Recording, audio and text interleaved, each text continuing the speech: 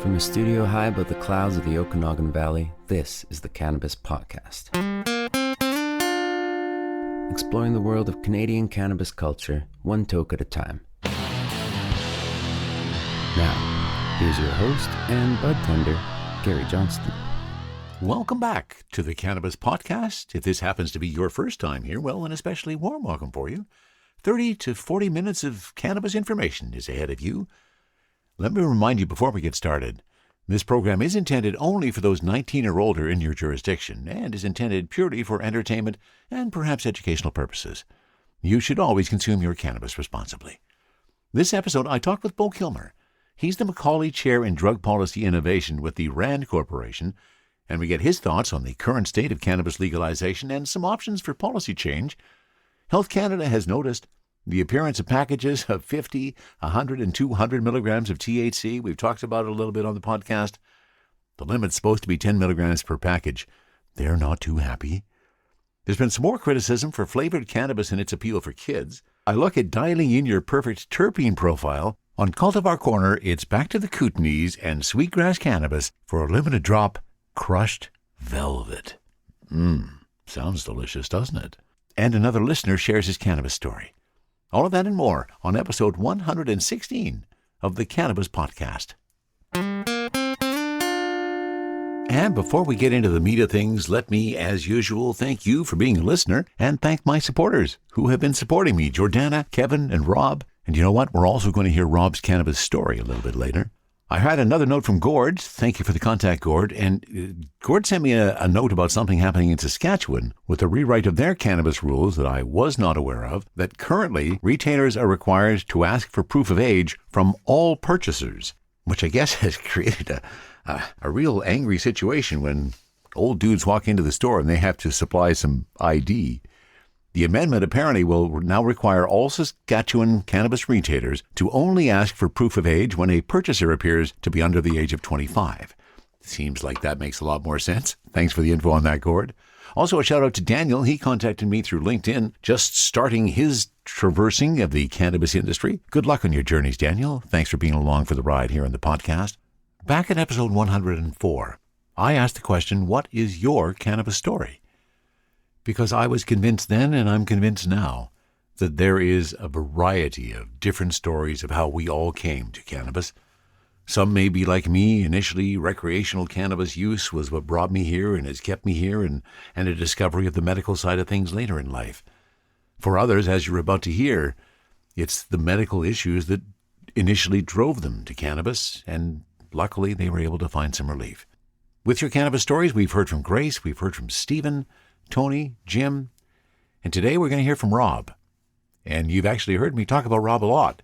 Rob has bought me a bunch of doobies, he's been a supporter, and he's now sharing his cannabis story. Hi, Gary. I wanted to share my cannabis story.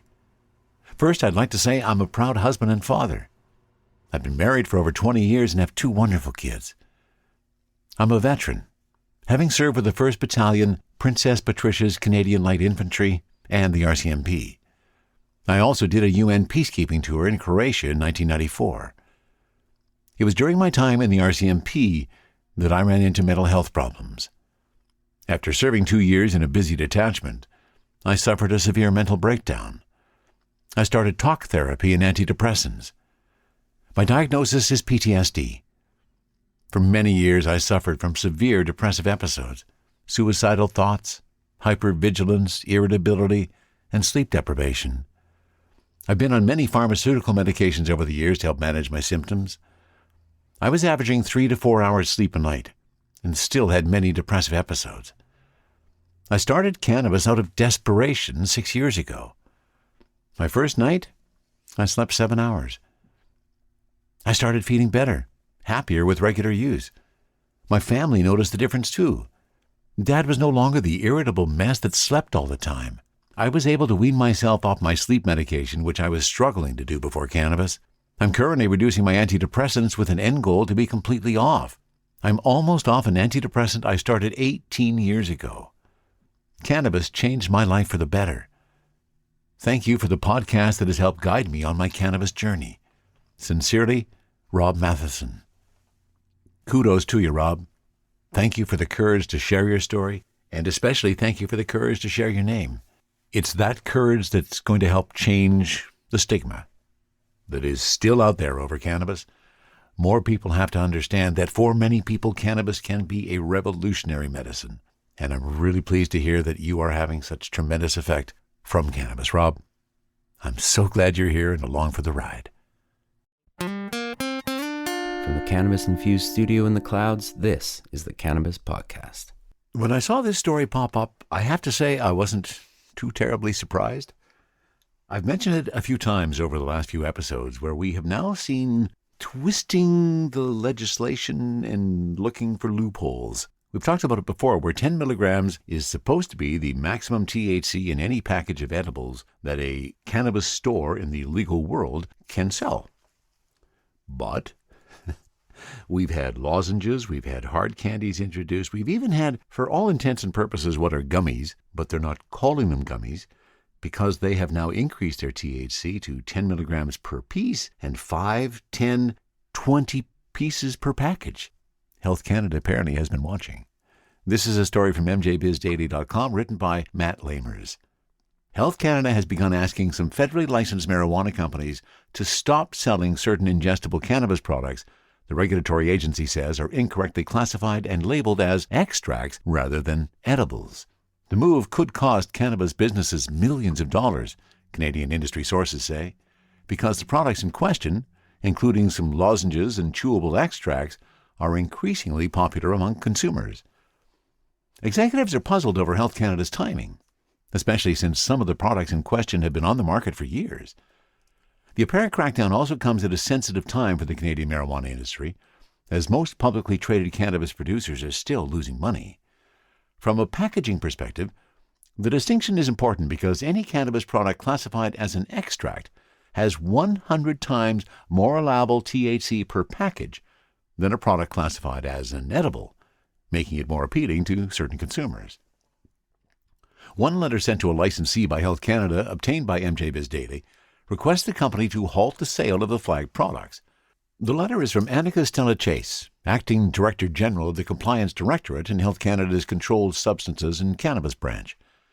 Despite blowing the whistle, Health Canada stopped short of ordering the company to recall the products, which had been on store shelves and available to consumers.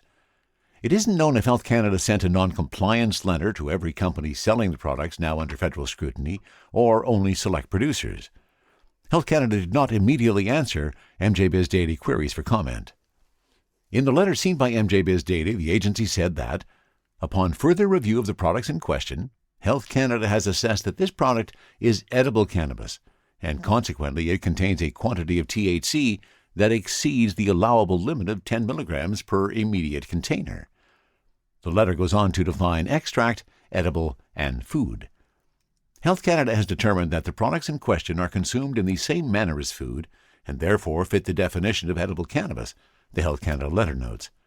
Unlike extracts, cannabis products classified as edibles are limited to 10 milligrams of THC per package. Shane Morris, founder of Ottawa-based Morris & Associates Consulting, noted that Schedule 4 of the Cannabis Act identifies the classifications of marijuana that can be sold. For all cannabis extracts, the THC quantity must not exceed 1,000 milligrams per immediate container. This is 100 times more THC per pack than what is permitted in an edible class of cannabis product, he said. All new cannabis products in Canada must follow the government's so-called Notice of New Cannabis Product, or NNCP, process, which requires licensed producers to notify Health Canada months in advance of new products. In fact, some ingestible extracts that contain significant amounts of THC have been on the market for years.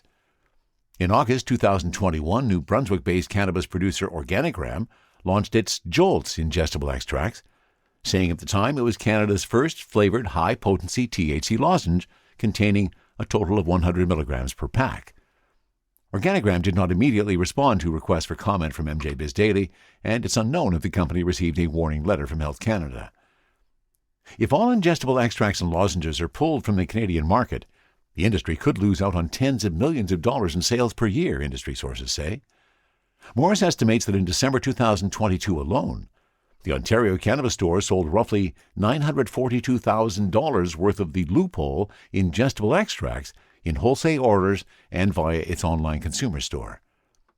Assuming Ontario sells approximately 40% of all cannabis in Canada, then on an annual basis this would mean the retail value of these products would be approximately $33 million per annum in the recreational market, not including medical or Quebec where these new products are not sold, he said via email. Moore has previously worked in operations at the Canadian Food Inspection Agency and the Public Health Agency of Canada. Sherry Boudram, CEO and co-founder of Toronto-based regulatory consulting firm CanDelta, said licensees agree that reducing the public health risks associated with cannabis products should always be a priority. Boudram also said that cannabis companies found creative ways to manufacture and market products to compete with the illicit market. For Health Canada to suddenly bring down the hammer on how these products are being classified, especially 3 years after Cannabis 2.0 products became legal, will undoubtedly cause business losses during a time when cannabis companies are already struggling, she said. This could ultimately lead consumers to turn to the illicit market as legal, regulated, and tax-paying companies go insolvent because of Health Canada's inconsistent regulatory compliance interpretation and enforcement actions or inactions. Interesting story from Matt Lamers and MJBizDaily.com, and I have to agree with the sentiments at the conclusion of that story. We're finding consumers are really liking these higher dosage THC packages because they're closer to what they want to see in an edible, but Health Canada has not figured that out. I'm really hoping they readjust that limit as they review the Cannabis Act over the next 18 months. That is one that definitely has to change. Our conversation today is with Beau Kilmer. Beau has literally written the book on marijuana legalization and has dedicated his life to non-objective research with a focus on social equity, with special emphasis on crime control, substance use, illegal markets, and public policy. Beau Kilmer is the McCauley Chair in Drug Policy Innovation, Director of the RAND Drug Policy Research Center, and a Senior Policy Researcher at the RAND Corporation. And we pick up the conversation just after I've welcomed him to the Cannabis Podcast and asked about his history of doing cannabis research. Yes, if you would have told me 12, 13 years ago that I would have spent, they'd be spending this much time working on cannabis policy, I wouldn't have believed you. But, being here in California, right around 2009, 2010, the conversation started to change. Yeah. People have been debating legalization at dinner parties and in dorm rooms for decades. But, it was at that time that some legislation had been introduced, and there were discussions about there being a ballot initiative here in California. And, and being here, I kind of saw both sides of the issue kind of talking past one another, using really big numbers that made it hard to have, kind of productive conversations about this. So with some colleagues, we ended up doing some work trying to help people understand, hey, here's what we know, here's what we don't know, and here's some of the things you need to think about. Very much more of kind of a theoretical piece. But then, after Washington State legalized in 2012, that's when I, along with some colleagues, really started getting more involved in helping jurisdictions kind of think through all of the choices that they confront. As this isn't a binary decision, right? There are a number of choices you face that will ultimately influence how this plays out for public health and public safety and social equity. And so I've been, been fortunate enough to work with a number of states and other countries over the past 10 years, kind of helping them think through these issues. I'm curious, Beau, in terms of your background, are you a consumer of cannabis? Gary, I don't really answer that question. Let me tell you why. Okay. If I were to answer no to that, some people would then say, well, he has no credibility, he doesn't know what he's talking about. If I say yes, I'm admitting to a federal offense and there are other implications, so I would prefer not to answer that. Okay, and that's perfectly acceptable. I totally understand your rationale behind that as well. One of the places where you had some involvement in the Canadian cannabis world was you presented before the House of Commons Standing Committee on Health and the Standing Committee on Social Affairs, Science and Technology Senate of Canada. That must have been an interesting experience. Oh, yeah, what was that, 2000? Yeah, it must have been 2017, so gosh, more than 5 years ago. Yeah, it was prior to legalization. Yeah, I believe that was my first time to Ottawa. And, okay. No, I really enjoyed it. And I have to tell you, I forget which committee it was, but one of them, I was particularly impressed by how much research, the legislators had done. They were asking me questions about, specific, when you wrote this article and you said this, and, they were very specific questions. And, I just found that really refreshing. It seemed like a group that was really trying to, cut through everything and really trying to get a sense of, okay, what do we know? What don't we know? Yeah, I remember spending, if I recall, I remember spending a fair amount of time talking about the importance of prices. And yeah, because one of the things that, even in our very early work on this is, we realized that, with legalization, so many of the outcomes that get discussed in these debates are really going to be influenced by what happens to the retail price. Obviously, there's consumption, but also the size of the illegal market, what happens with respect to tax revenues, and then also, the profitability of businesses. And that obviously has implications for social equity. And I remember when we came out with this first report, 2009, 2010, and we talked about how, if you don't do it, there's a good chance that when you legalize, you're definitely going to reduce the production and distribution costs. Whether or not you see that at the retail level depends on whether or not you're allowing for-profit companies to really, how involved they are. But we talked about the possibility for there being these really large price drops and that this could have implications for a lot of these different outcomes. I got to tell you, Gary, I remember at the time, because no one was really talking much about price. And I remember hearing people saying, what do those RAND nerds know about growing cannabis, right? And we had talked to a lot of people in the business, and and those that obviously that farm other products, and we just kind of saw the writing on the wall. And in fact, that's what we're seeing happen here, especially in the jurisdictions that implemented early. We're seeing large price drops. For example, in Oregon, I think the price for or the median price for a gram of flour, late 2016 may have been going for somewhere around $10 US, and the most recent figures I've seen now put it closer to $4. And then also, Michigan saw about a 40% drop over the course of a year. Yeah, but the thing you have to keep in mind is a number of states have done this, and both Oregon and Michigan, their approach was to give out a lot of licenses. And, that isn't necessarily the case in all the states that have legalized. And, and if you give out a lot of licenses on the production side as well as the retail side, there's just going to be more competition. So it's not surprising to see these retail prices dropping. It's already hard for the small businesses, your small entrepreneurs to compete. It's just going to get harder. Now, that's one of the factors in the Canadian market where the inability of those small producers to be able to compete has a lot to do with the excise tax that was applied. And I know you had some discussion in some of your presentation about what are they going to do in terms of taxes. Can you give me some of your perspective on what you think are appropriate, or perhaps the varying ways that cannabis could be taxed effectively? Well, there are two separate questions there. There's the kind of what are the goals for legalization and regulation, and then there's separate questions about what are the different ways that you would actually tax the products. And this is important to keep in mind because people have very different goals or different values. If your main goal for legalization is to reduce the size of the illegal market as quickly as possible, you're going to give out a ton of licenses. You wouldn't put a lot of regulations out there. You'd have really low taxes. And the goal would be to really drive down those prices, so it gets to the point where the illegal producers or, suppliers can't really compete. On the other hand, from a public health perspective, there's some people that may still want to legalize, but they're fine if it takes longer for there to be a large reduction in the size of the illegal market because they want to have a lot of regulations. They would prefer to kind of keep those prices up.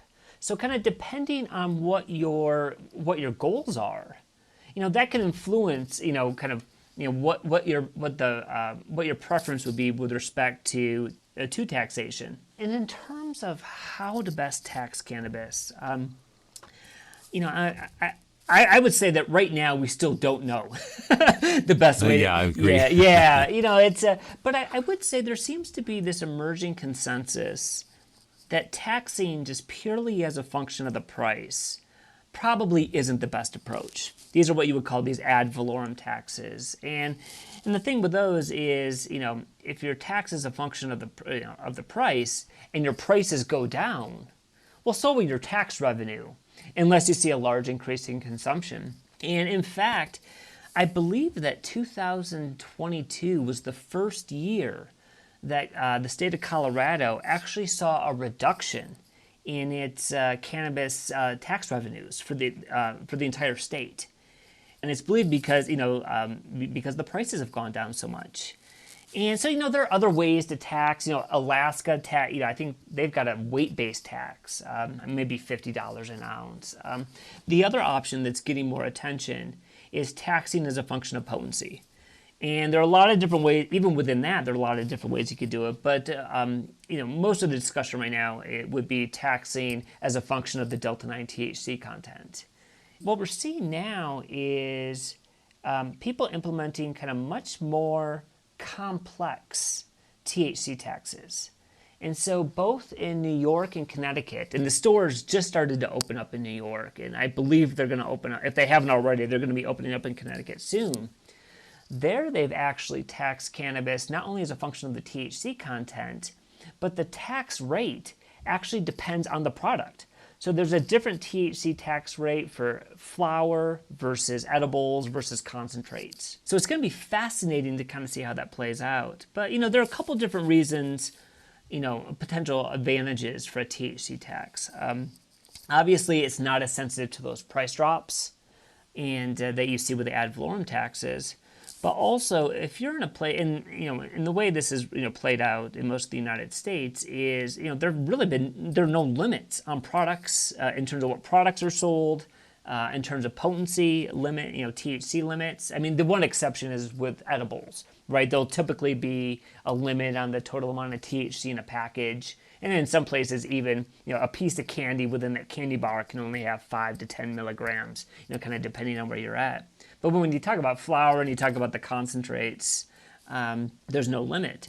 And so that is an approach. So if you wanted to limit potency, you could limit those products. The other thing you could do is you could set up a progressive THC tax, with higher rates at higher levels of THC, which you could, in theory, then use to nudge people towards some of the lower potency products. It's interesting, and I saw that was some of the conversation that you had in your presentation before the Standing Committee, where the intent was to keep consumers using lower potency cannabis. Yeah.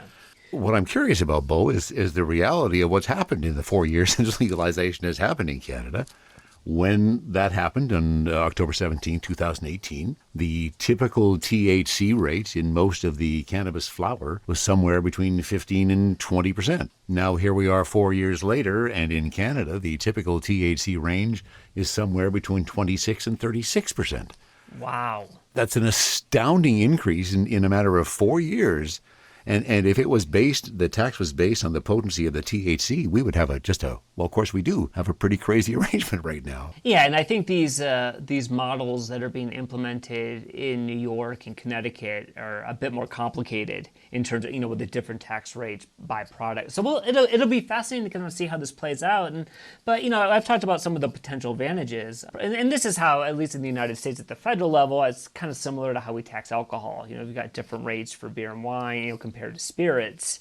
At some point, you could also think about getting more complicated and taxing as a function of THC to CBD ratios. As you made reference to, our biggest issue in terms of the dosage here in Canada, Beau, is the edibles, where it's an artificial 10 milligram limit of THC per package. Anybody who has spent any time in the gray market, black market, the pre-legalization market, was used to edibles in quite higher dosages, sometimes 50, sometimes 100 milligrams.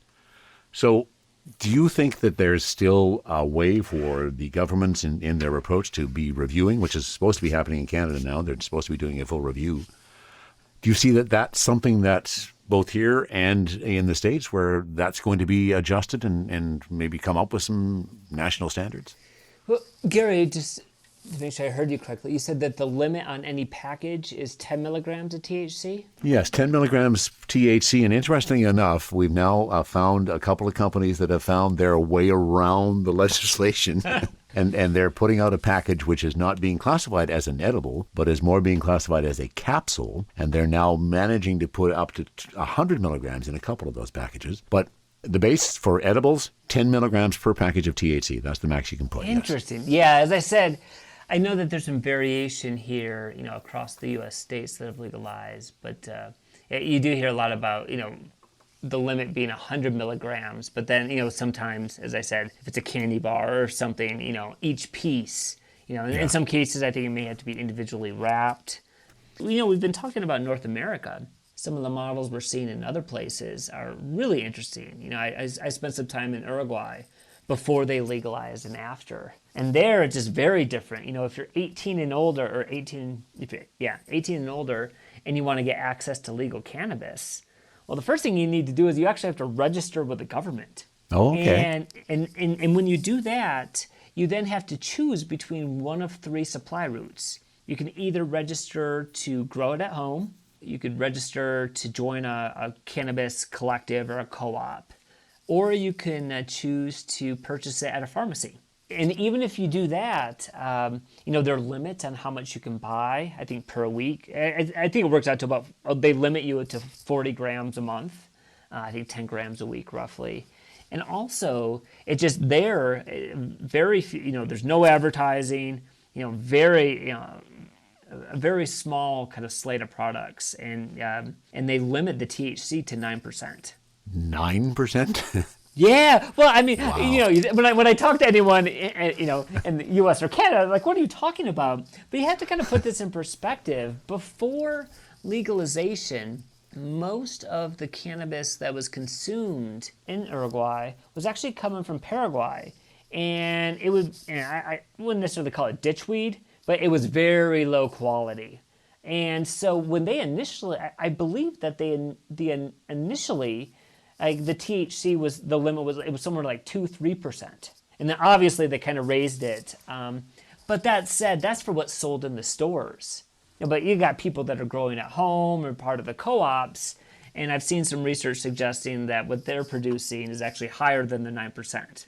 So Yeah, I would expect it would be. Yeah, but it's a very kind of, very different model kind of from what we see, here in North America. Well, you have opened my eyes to some different methodologies of distributing cannabis around the world and some different policies that are being applied. It's been a great conversation. Thanks so much, Beau. I hope you enjoy the rest of your day. You too, Gary. Take care. THC, CBD, terpene profiles, what's in me? Oh, please explain to me. Cultivar Corner, Cultivar Corner, oh yeah. Cultivar Corner, please explain this stuff to me. On Cultivar Corner today, we're making our third trip back to the Kootenays. Now, I don't know whether my love of this particular cannabis brand is because I am originally from the Kootenays, or whether I really just like their good weed. We're talking about Sweetgrass Cannabis. Sweetgrass is a fully organic cannabis grower, FVOPA organic certified. They grow in the Weimar area of BC, just a little south of Nelson. And that's the area that I grew up in. So it's kind of cool. And of course, the Nelson area was known for all of its legacy cannabis for years and years. That was the place to go if you wanted some good weed. Still is, apparently, because now we're doing Sweetgrass, and this is a new and a limited edition that there's not a lot of detail on. In fact, if you go to the Sweetgrass website, which I have included in the show notes, you'll see there's not even a reference to this particular cultivar because it is a limited edition, but I have found some details on it. What are we talking about? We are talking crushed velvet hybrid. And I have to say, there were a number who opened the bag and we kind of shared it, and to a person it was, oh my, that is such an abundant fragrance that comes out of that jar. Absolutely astounding. And it's, as I've said before, with some of the strains and some of the cultivars we've talked about, when it has that certain mix of terpenes that just hits your body, you go, oh, I got to smoke some of that. In fact, I like this one so much, I finished off the first bag and I immediately went and grabbed another one. And that's what we're dealing with here on Cultivar Corner. Let me tell you about the buds. Bright green. Really nice bright green. Lots of orange hairs, lots of orange pistils. And bring out the jeweler's loop and take a peek. Oh, my, are they ever frosty. Really, really nice. Just drop that in. A fairly big bud. I pulled out assortment about probably 5-6 buds that made up the 3.5 grams. Oh, wow. And when you crush these guys up, that aroma just comes spilling through. Absolutely astounding at how good this particular weed smells. Now, what are the terpenes in it? And here's some kudos to Sweetgrass. We've done 2 of their other cultivars. We've done their mint chocolate chip, and we have done their Mendo's Stomper. And when we started off, I think one of the criticisms I threw out was that at that point, their labels didn't have any of the terpene information. Well, they listened. I'm assuming it was me they listened to. Maybe there were others as well. The terpenes are here, and really nice. So the THC on this guy is 32.6%. The total terpenes at 3.2%. And they are 1% farnesene, and there is that sweet candy smell. And that's the best description I can give you. It just smells like a bag of candy. 32.6% THC, 1% farnesene, 0.6% limonene, 4% transcaryophylline, and 0.3% beta-myrcene. And what was this made up of? Well, let's give you the details. The strains made behind crushed velvet, orange velvet underground, and endgame number 5 from Ethos. And I have to say, the genetics they're dealing with at Sweetgrass, really producing some fine weed. So let's put it to the test. We have the crushed velvets from Sweetgrass Cannabis ready to go in the Crafty Plus, and let's take our first hit from there.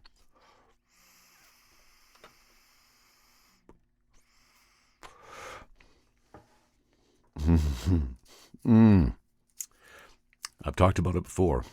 The amount of flavor when you use a vaporizer like the Crafty Plus or a Volcano or whatever you're using,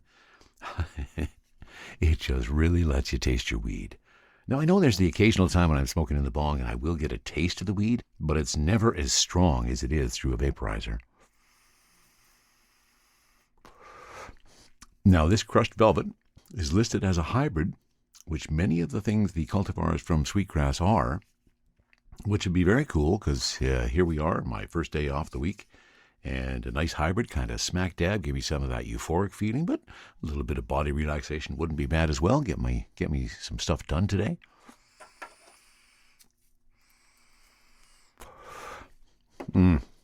Just a delightful taste in that.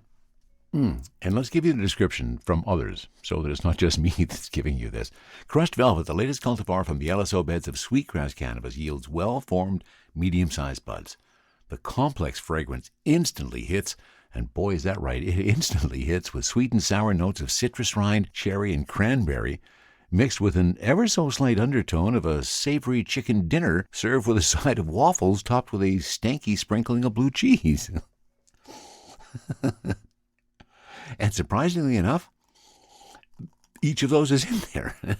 And in fact, one of the people that I was sharing the jar with when I first opened it up said, "Oh, there's a lot of cheese in that one." Something reminiscent of Tropicana cookies and Rainbow Driver, this strain's aroma qualities are. And what are we going to feel with this guy? Predominantly, we're going to be calm, happy, relaxed, and a little bit energetic. And now let's light the joint and see what that does.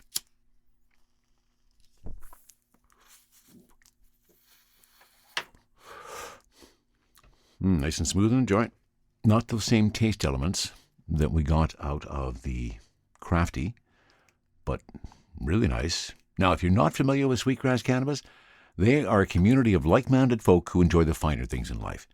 Their interest in the art of growing cannabis runs deep, and they've been looking forward to delivering their craft flower to the upper shelves of the Canadian marketplace. They're licensed by Health Canada, certified by the Fraser Valley Organic Producers Association to produce small-batch organic living soil cannabis. At this time, they have 4 select cultivars growing in the facility, and they're currently developing several other registered phenotypes for release in the near future. And I hear one of those that's coming is a Mandarin Cookie, an exclusive genetic 2 Sweetgrass. That'll be cool when that comes out. Now, this is rather odd sequencing. Once more, because my studio happens to be right next to our furnace. As soon as I finished that last statement, the furnace came on, and I continued to smoke the joint. I continued to smoke the vaporizer, and it was probably about a 5-6 minute period that the furnace was running, and I got to tell you, it worked. Over that 5-minute period, while I kept smoking both the joint and the vaporizer, that may also be an indication that I am or that I am kind of high. Whenever my communication stops to be clear, that's always an issue. So, really happy with the effect. Let me tell you a little bit more about the buds. Just some really nice little buds, and I took them out just to see if there is some squishiness, and there is some stickiness to them. Stick that on my finger and raise that up. Oh, yeah, nice sticky weed. Sticky, stinky, dank weed. It's what so many people are looking for, and I gotta say, the folks at Sweetgrass have done it once again. Excellent job. Really happy with this. Once again, our THC is sitting at 32.6. The terpenes at 3.2, predominantly farnesene, limonene, transcaryophyllene, and beta-myrcene, and I think that is becoming my new favorite terpene profile. Little farnesene for some sweetness, some of that pepper to get a bit of spiciness, the limonene for some energy, and the beta-myrcene because it just kind of gives us that deep, relaxed feeling. All swung together in one cultivar and doing pretty darn good in my endocannabinoid system at the time. Did we hit the effects? Calm? Yeah. Happy? Absolutely. Relaxed? Yeah, that's that beta-myrcene, I think. And energetic from the limonene, I'm ready to go. It seems a bit contrary there, the relaxed and the energetic side by side. But as you know, if you're a cannabis smoker, those two can actually coexist and change from one minute to the next. I'm really happy with this one. This is a limited edition. They only dropped a few cases, and I'm so glad that I got some of that case and a couple of the 8s. Organic crushed velvet from Sweetgrass Cannabis. They are growing some fine weed in the Kootenays. Sharing stories about good weed while trying good weed. This is the Cannabis Podcast. Our next story comes from medicallycorrect.com, written by Danielle DeFrancis. Ever wonder why you feel vastly different from various strains of cannabis, even if their THC and CBD content are the same? It's the terpenes. As science continues to unveil the mysteries of cannabinoids, terpenes are gaining a lot of attention, and for good reason. Since the early days of the cannabis industry, strains were primarily classified as indica, sativa, or hybrid, labeled as such due to the common experiences of a body high, head high, or somewhere in between, respectively. Yet science is finding these classifications to be quite rudimentary, and as terpenes are being analyzed further, what's been revealed is that the role terpenes play within cannabis drive the experiences we humans receive, and that they're critical components to the medicinal effects of cannabis. Short refresher. Terpenes are the oily compounds within the cannabis trichomes that give the plant its smell and taste similar to essential oils. Terpenoids is often used interchangeably with terpenes, the main difference being that terpenes are hydrocarbons, carbon and hydrogen only, while terpenoids have been denatured by oxidation, chemical modification, or drying, and curing the flowers. How would you like to be able to choose your ideal strain by identifying which terpenes are best for you? At this point in time, somewhere between 120 to 200 terpenes have been discovered within the cannabis plant, and of these, a small handful have been researched. The findings are somewhat limited so far, but as research continues, terpenes will become an even more precise way to identify your ideal strain. For now, there's enough information to help guide you, and once you learn about the known potential therapeutic properties of each of the most common terpenes found in cannabis, you can start choosing strains based on how you'd like to feel. Step 1. So how do you want to feel? Determine this first so you know what you're looking for as you learn about the most common terps. Here are some questions to help get you started. Are you looking to mellow out, yet stay clear-headed and productive? Are you looking to relax your mind and body so you can fall asleep more easily? Are you looking for inflammation reduction and pain relief? Are you looking for something to energize and uplift your spirits?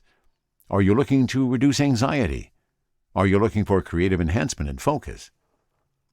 A great place to start is reviewing a chart of the most common terpenes and where they reside in the spectrum of calming to energizing. You can also perform an internet search of cannabis terpenes and gather information from various sources. And I, of course, will have a link to this story on the show page where you can check out the chart that I'm looking at yourself. And basically, the calming to energizing has myrcene on the farthest calming point, moving through pinene, caryophyllene, limonene, and ending up with the most energizing at terpinolene. Step 3, look at each terpene and learn about its known potential therapeutic benefits. Step 4, take note of the terpenes you'd like your cannabis to contain, and then search for strains which contain these terpenes. Also, identify terpenes you want to stay away from, and keep a note of these in your wallet or commit them to memory. And as an aside, this is the biggest factor that I think you need to pay attention to. It's the things you don't want in your body that have most impact, and we really need to identify those.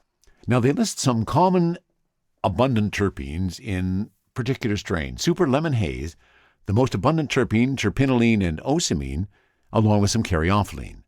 And Sour Diesel, most abundant, caryophyllene and limonene, and then myrcene.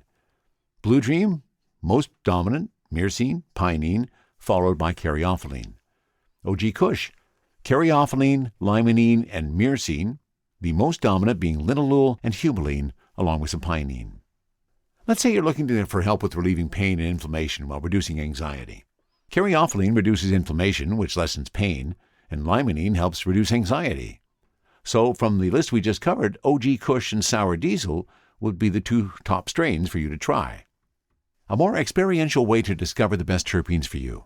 This can be super fun. Simply head to your favorite dispensary and purchase a gram of each of the following: Super Lemon Haze, Sour Diesel, Blue Dream, Golden Goats, and OG Kush. Or you can choose your own lineup.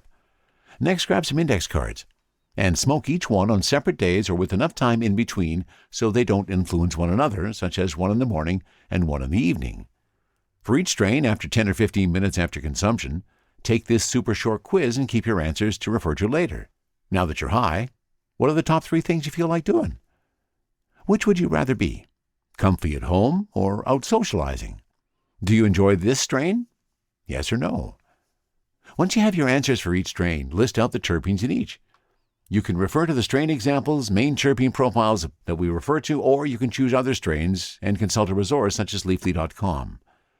See what trends you find within strains you enjoy and the ones you don't, and then learn more about what those terpenes are so that they can help guide your future buying decisions.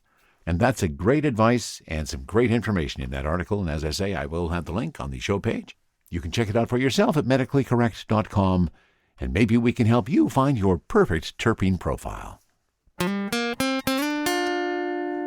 Once more, let me thank you for being a listener of the Cannabis Podcast. I truly appreciate the fact that you are here.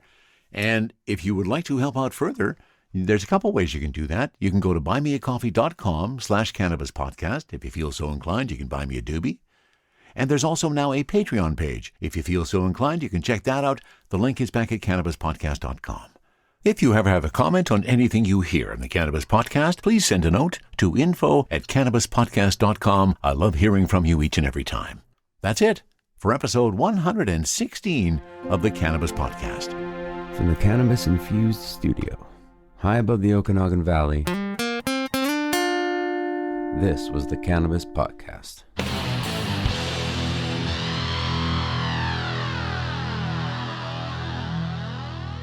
Thanks for listening to today's show. To check out more great cannabis podcasts, go to podconnects.com. Here's a preview of one of our other shows.